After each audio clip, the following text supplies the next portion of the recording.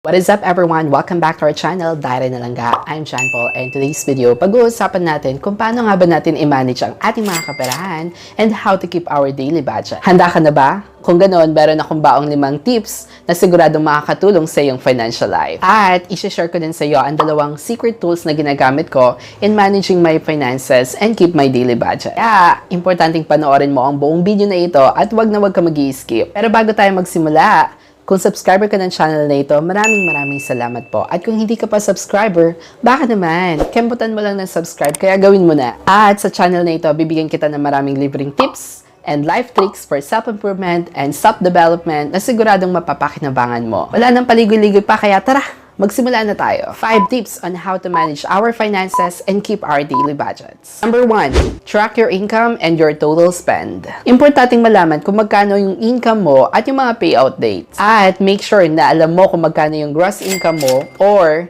income before deductions and net income mo or income after deductions. At sa gross income, which is income before deductions, ay kailangan lagi mo siyang i-double check para malaman mo kung tama nga ba yung mga deductions na kinuha sa iyo.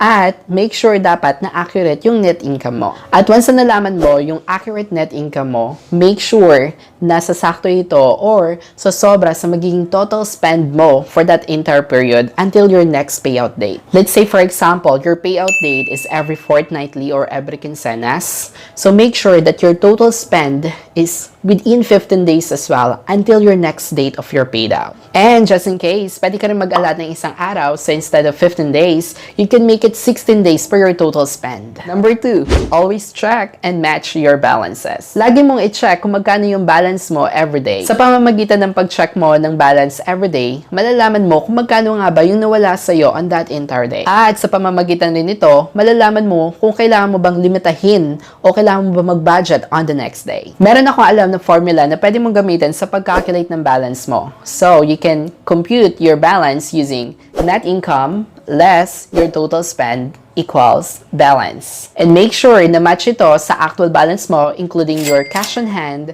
and your bank account total balances. Number 3, create your income budget before spending. Ang tamang pag-check ng iyong net income is on your payout date. At once na verified mo yung iyong net income or accurate net income, so pwede ka nang kumuha ng iyong budget for that entire period until your next payout date. At sa paggawa ng budget, make sure na hindi ito sasobra o sasakto lang ito sa total budget mo, which is your net income. At ang payo ko sa iyong mga palangga is wag mong gagamitin ang iyong net income hanggat hindi ka pa gumagawa ng budget mo. Dahil sa pamamagitan nito, masisigurado mong mamamaximize mo ang iyong income sa paggawa ng budget. Number 4, prioritize your needs than your wants. At sa paggastos at paggawa ng budget for your net income, make sure that you prioritize all your needs before your wants. Naranasan mo na ba yung petsa de peligro na kung saan wala pang sahuran pero ubos na rin ang sahod mo? So 2 to 3 days pa yung next sahuran pero wala ka ng budget. At ang nangyayari tuloy ay umuutang tayo ng wala sa oras. Kaya, importanteng unahin mo ang iyong needs sa pagbabudget. Tulad ng bills,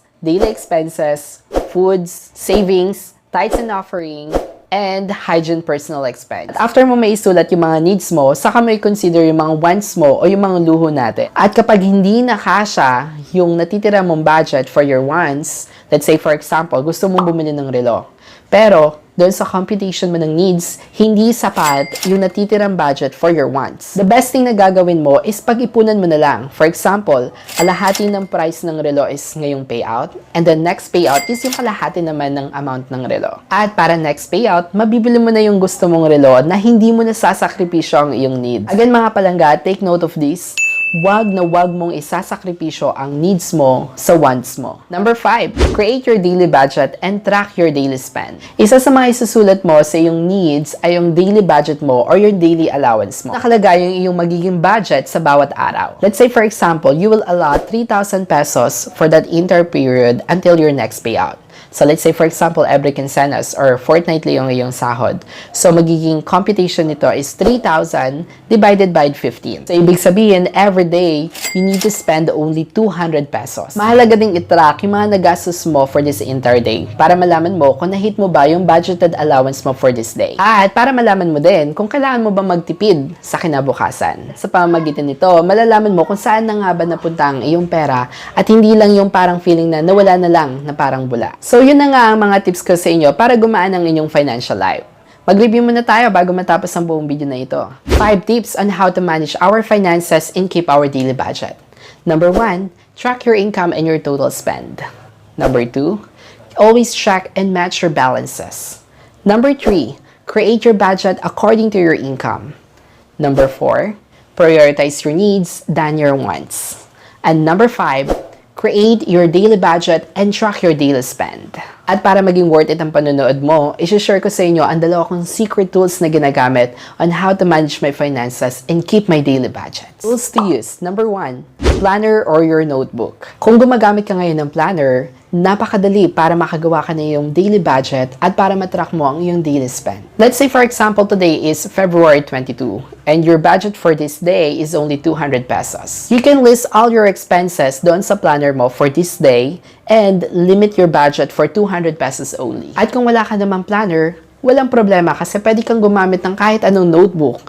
Make sure na gagawin mo ito araw-araw. Secret number 2, Excel. Ikaw ba yung tipong tamad magsulat araw-araw or wala kang planner? Isa din sa mga rason kung bakit ko hininto ang paggamit ng planner is dahil sa cellphone na lagi kong dala araw-araw. Sa cellphone ko, I use calendar app for my daily schedule and Excel app for my finances. I hope na nakatulong ang buong video na ito para gumana ang iyong financial life. At wag mong kakalimutan pindutin ang like button kung nagustuhan mo ang buong video na ito. At kung mailam ka pang ibang mga tips on how to manage our finances and keep our daily budgets, wag kang mahihiyang mag-share dito sa comment box. Diba ang sarap sa piling kapag magaan ang iyong financial life? Pero alam mo ba, kailangan din or importante ding i-reward natin ang ating sarili mula sa ating mga pinagpaguran or ating mga pinaghirapan. Kaya sa susunod na Sabado, isi-share ko sa iyo kung ano nga ba yung mga ways kung paano mo i-reward yung sarili mo from your hard work. Kaya kung subscriber ka ng channel na ito, wag mong kakalimutan pindutin ang bell button para ma-notify ka kapag in-upload ko ang video na iyon. Mga palangga, maraming salamat sa panonood. At wag mong kakalimutan panoorin ang mga dating video right here. Happy 100